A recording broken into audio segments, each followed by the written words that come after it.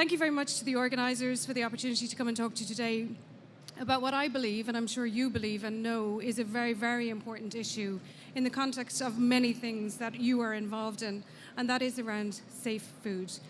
And what I'm going to talk to you today specifically about is how we collaborate within the FSAI and how important we hold that concept of collaboration and partnership in the way in which we operate within the organisation.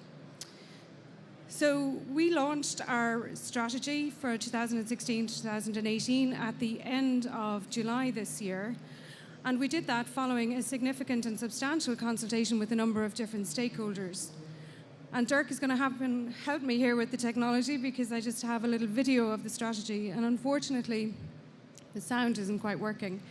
But I don't think it makes any difference. It was just a music backdrop. In fact, the strategy, I hope, speaks for itself. So for about the next 2 minutes, I'd like to invite you to read what you see on the screen. Thank you.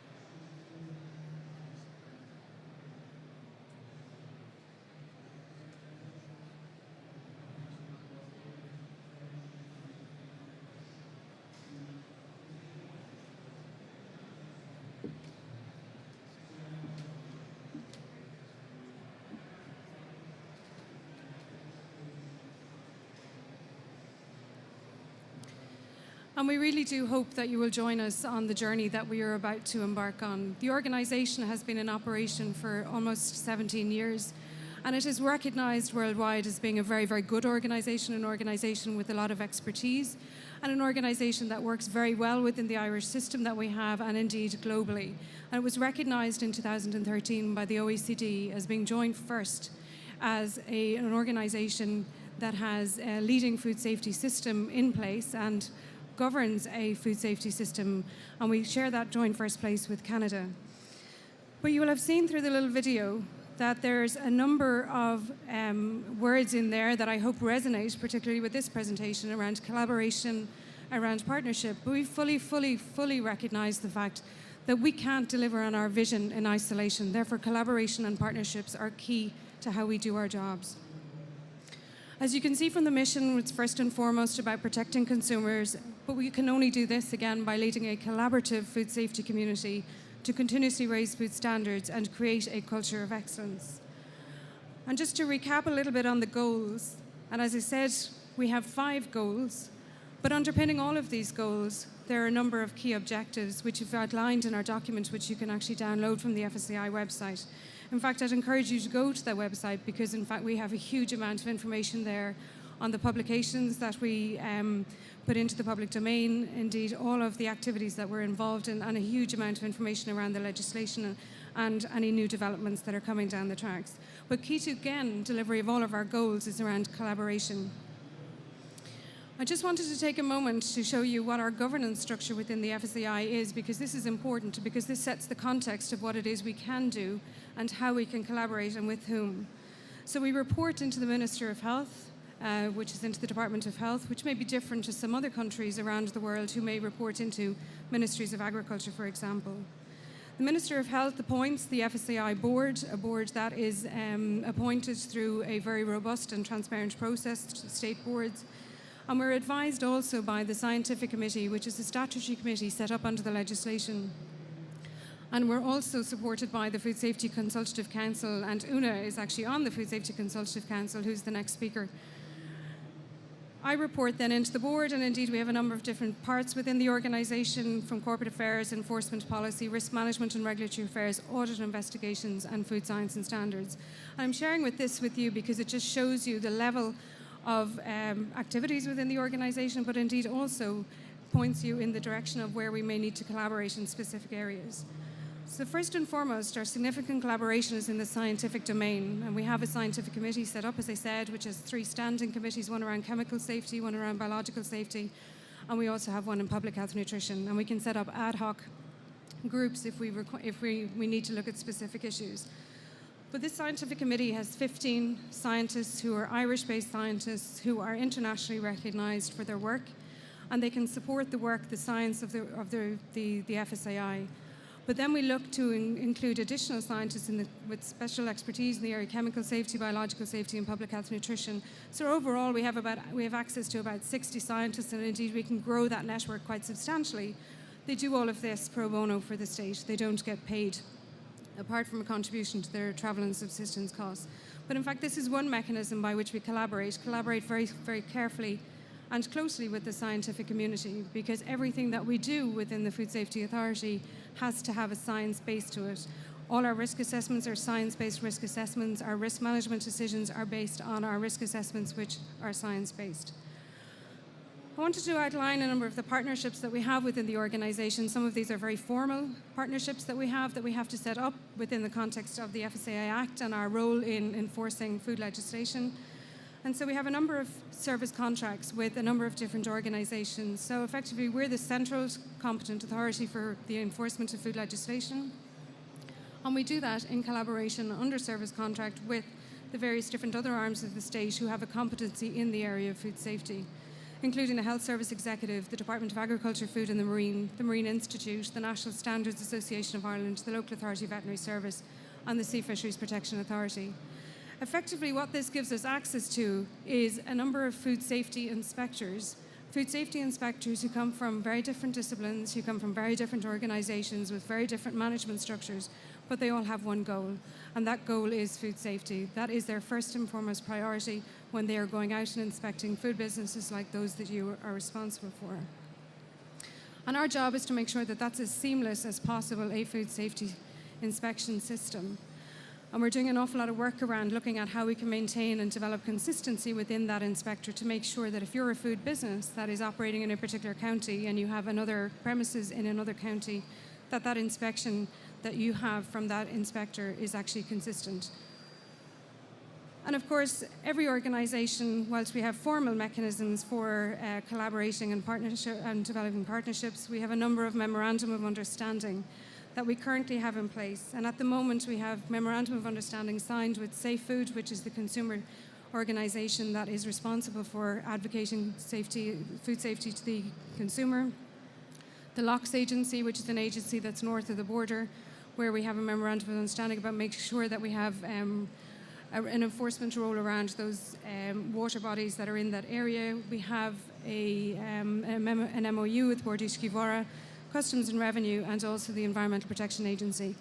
These memorandum of understanding are currently being looked at, and where they are relevant and important and continue to facilitate our collaboration with various different arms of the state, we will continue to develop either memorandum of understanding or indeed other partnership type models. And very much is around the importance or the relevance of that partnership and what we both derive from that partnership. And all of these are available to download from our website. We operate on the basis of openness and transparency, and all of the information that I'm talking about you can download. We specifically look to engage with the industry, and we've set up a number of different fora, which we refer to collectively as the industry fora.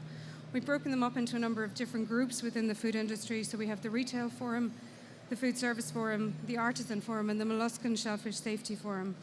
We also have, as I said earlier on, the Food Safety Consultative Council. And this is really what I describe as a microcosm of the Irish food industry, and allows us to interact with various different parts of that industry to make sure that we have opportunities to share with them information and knowledge from the organisation, and indeed that they have an opportunity to share information and knowledge with us.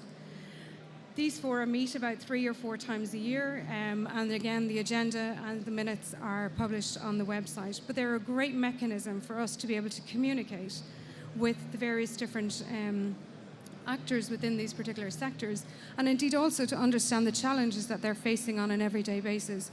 Particularly, we're very interested in working with them closely when new regulations are being developed, to understand what the implications of those regulations, once they come into law, will have on them and their ability to do their work. Industry liaison is critical for the FSAI, and whilst we are an independent science-based regulatory enforcement organisation, we recognise that we need to have a relationship with the industry. We need to understand the big challenges that the industry is facing. We also need the industry to work with us to help identify emerging risks and threats within the system. So currently we sit on Food Drink Industry Ireland's regulatory committee, and we provide the technical input and indeed the regulatory input into the conversation that goes on within the industry in Ireland.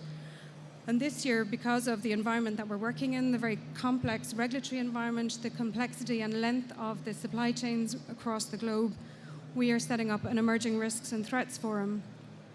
And we have finalised the terms of reference with the group just at the moment. We're due to have a meeting with them before the end of the year, where we're hoping that will help us as an organisation and indeed the industry to become more proactive and more interactive and engage with us, and where they see risks and threats coming into the system, that they can notify us early so that we don't find ourselves in a crisis management situation.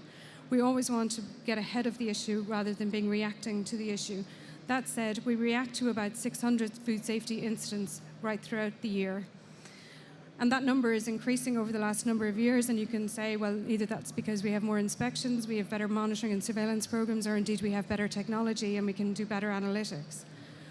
A lot of that is about the fact that we have a much longer supply chain, a supply chain that there are multiple different actors involved in, and indeed that is important in terms of being able to identify, first of all, where the risk has come from, but also in the ability to recall the product if the product needs to be withdrawn off the market.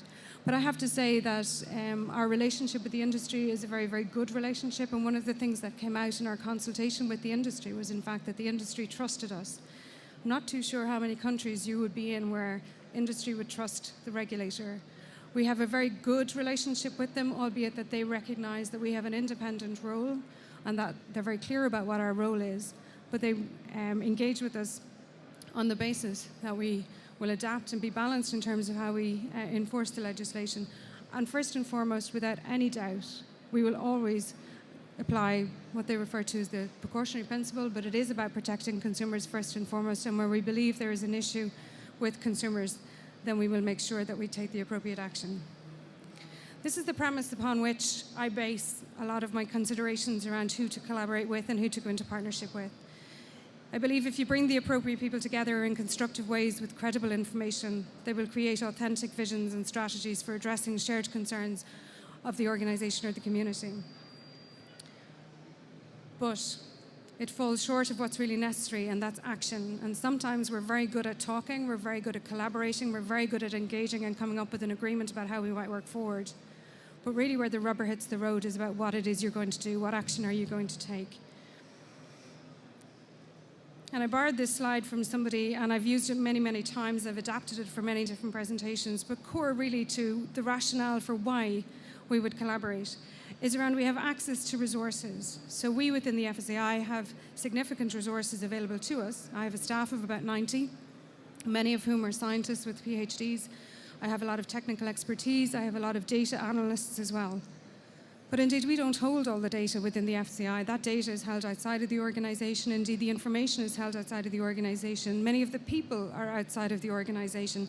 And as I said, the food inspectors, about 12 to 1,300 inspectors on the ground, none of whom work directly for us. And as I said earlier on, we manage that resource through our service contracts.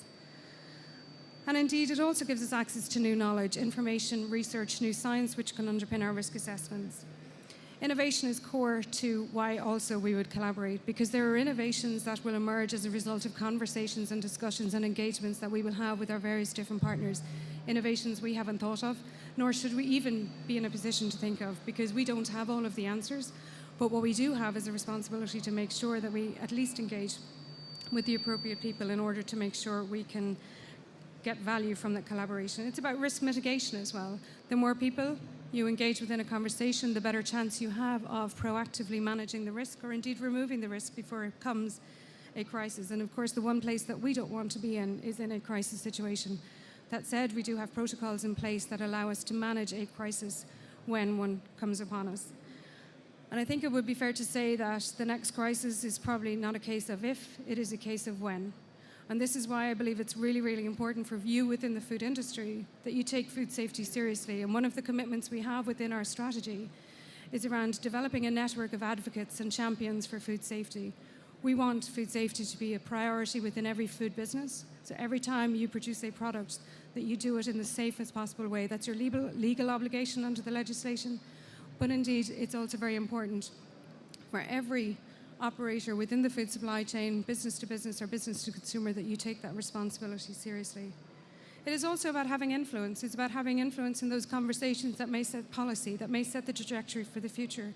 It's about leveraging the resources of other organizations. It's about us being able to leverage our expertise as well, and others being able to leverage from us.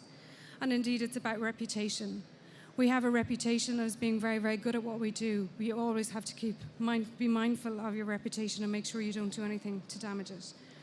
And finally, these are what I believe are the keys for success within the context of collaborations and partnerships. It's about complementarity, it's about mutuality, it's about feasibility and achievability. It's about joint planning, it's about risk mitigation steps. And very, very, very importantly, it's about trust. Because if you don't trust your partners, you don't trust your collaborators, then really you're not going anywhere. And for us, trust is core. It's key. It's key to the success of the organization. It's key to our sustainability of the organization. And without it, we end up in a very, very difficult situation. And in fact, the one enlightening thing that came out of our strategy consultation was the fact that not alone does the industry trust us, consumers trust us. Thank you very much for listening.